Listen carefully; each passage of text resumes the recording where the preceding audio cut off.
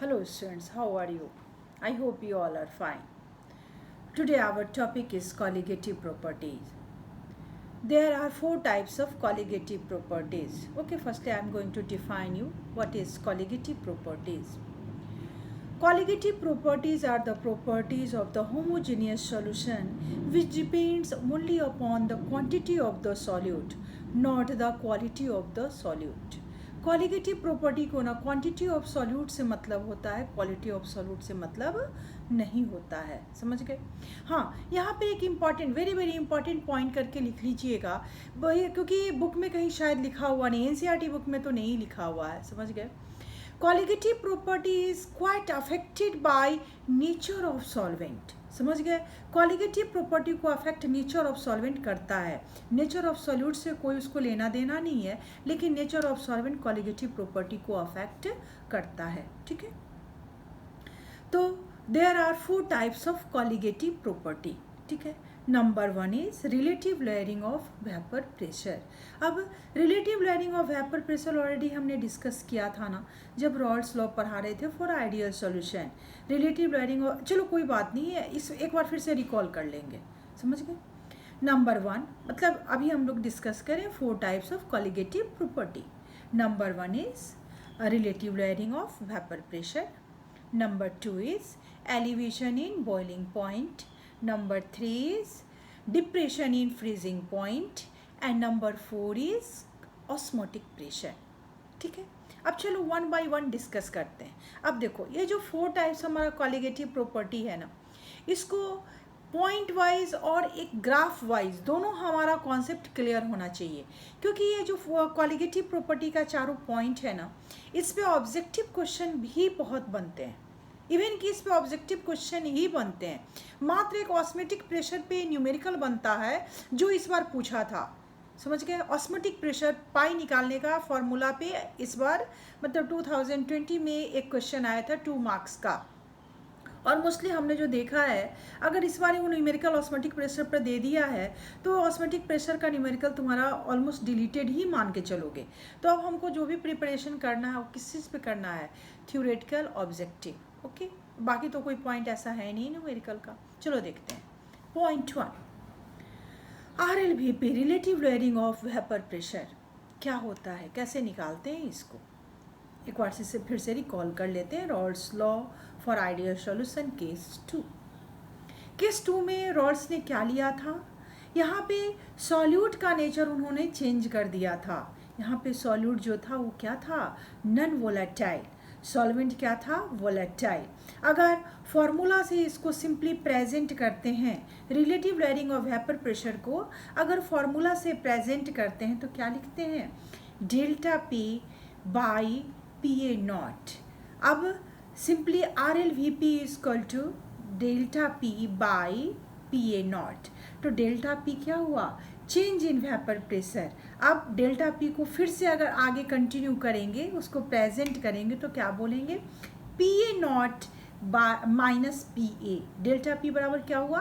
P A not minus P ए और by P A naught. अब P A not क्या था? जो हमने मिलावट करने के पहले प्योर सॉल्वेंट लिया था, that is P A naught, और minus P A. P A क्या है? सॉल्यूशन का सॉल्वेंट. अब तो सॉल्यूशन में क्या हुआ? सॉल्यूट और सॉल्वेंट दोनों मिला दिए. तो सॉल्यूट का नेचर क्या था? Non volatile. और सॉल्वेंट का नेचर क्या था? वोलेटाइल. ठीक है? तो जब सॉल्यूट हम लोगों ने मिला दिया तो उस टाइम में उसका वेपर प्रेशर क्या हो गया? डिक्रीज कर गया, घट गया. समझ गए? तो चेंज तो हुआ ही ना.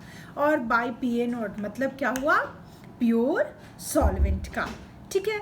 This is the complete representation of relative layering of vapor pressure. ठीक है?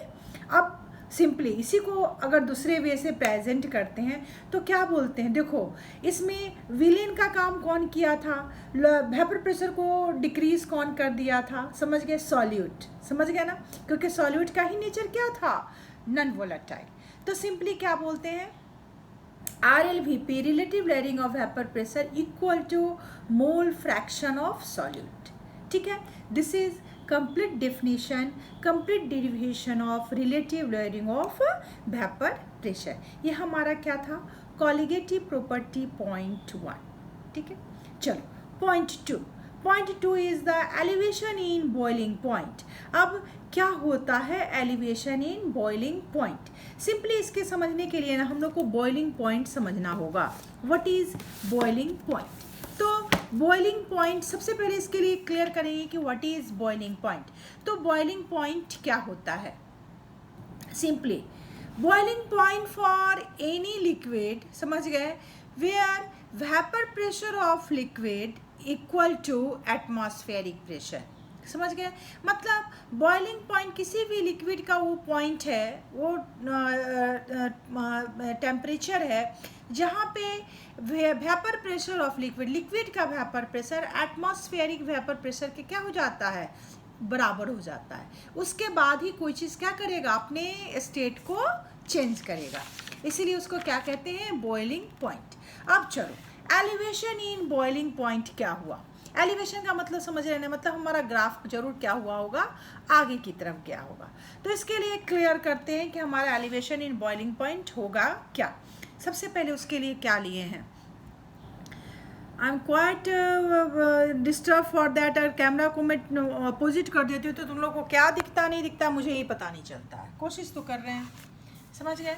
सबसे पहले एलिवेशन इन बॉइलिंग पॉइंट के लिए एक बकेट लिए, बकेट में रूम टेम्परेचर पे क्या किए, वाटर डाले या कोई भी लिक्विड डाले, समझ गया ना। तो 25 डिग्री सेंटीग्रेड पे उसको डाले, उसके बाद उसको हीट किए, समझ गए।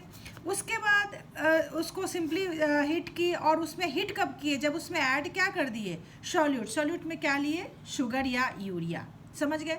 शुगर और यूरिया नॉन वोलेटाइल है ही, समझ गए। अब देखो क्या हुआ, ग्राफ क्या लिए हैं, वेपर प्रेशर और टेम्परेचर के बीच में ग्राफ लिए हैं, समझ गए। तो सबसे पहले जो सिंपल जो सॉल्वेंट हम लिए थे, मान लो वाटर लिए या कुछ भी लिए, समझ गए, पहला जो प्योर सॉल्वेंट था उसको 1 atm, उसका क्या था, एटमॉस्फेरिक प्रेशर 1 atm पे जब उसको लाए तो यहाँ पे उसका टेम्परेचर क्या था, 25 डिग्री सेंटीग्रेड, क्योंकि पहले जो हम सॉल्वेंट लिए थे उसको रूम टेम्परेचर पे ही रखे थे ना, समझ गए, जब प्योर सॉल्वेंट था, उसमें मिलावट नहीं किए थे, मतलब सॉल्यूशन नहीं बनाए थे। तो 1 एटमॉस्फेरिक प्रेशर पे टेम्परेचर देखो यहाँ पे क्या है, 25 डिग्री सेंटीग्रेड। अब उसमें मिलावट कर दिए, मिलावट किस चीज़ का कर दिए, शुगर या यूरिया का, समझ गया ना। अब शुगर और यूरिया का मिलावट किए, उसके बाद गर्म किए, तो क्वाइट ऑब्वियस क्या था हमारा स्टूडेंट, कि टेम्परेचर हमारा क्या हो गया, आगे की तरफ टेम्परेचर। देखो सिंपली अगर ग्राफ लिए तो यहाँ पे 25 डिग्री सेंटीग्रेड पे जब वाटर बॉयल हो रहा था, तो देखो ये वाला इनिशियल फर्स्ट पॉइंट है इसका, समझ गए ना, समझ गए। और सेकंड में जब उसमें मिलावट कर दिए तो एटमॉस्फेरिक प्रेशर देखो 1 atm, ये वाला लाइन 1 atm अभी भी है, मिलावट के बाद भी 1 atm का ही ये ग्राफ है। लेकिन यहाँ पे देखो बॉइलिंग पॉइंट क्या करना पड़ा, हमारा थोड़ा आगे की तरफ क्या करना पड़ा, बढ़ाना पड़ा, समझ गए। तो ये वाला जो है ना, दैट इज़ द TB, समझ गए। तो TB जो है ना वो boiling point of pure liquid, समझ गए, सॉल्वेंट।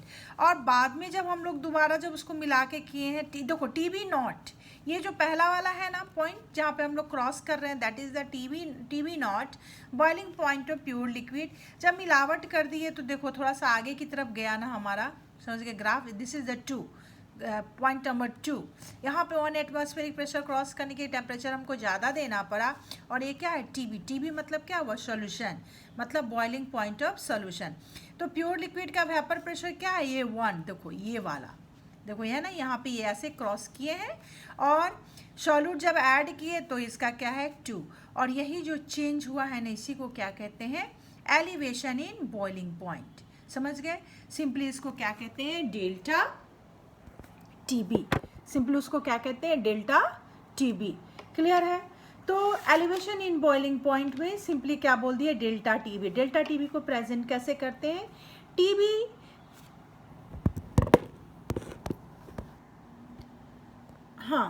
डेल्टा TB को प्रेजेंट कैसे करते हैं, TB माइनस TB नॉट, ठीक है ना, TB minus TB not. TB क्या है, सॉल्यूशन का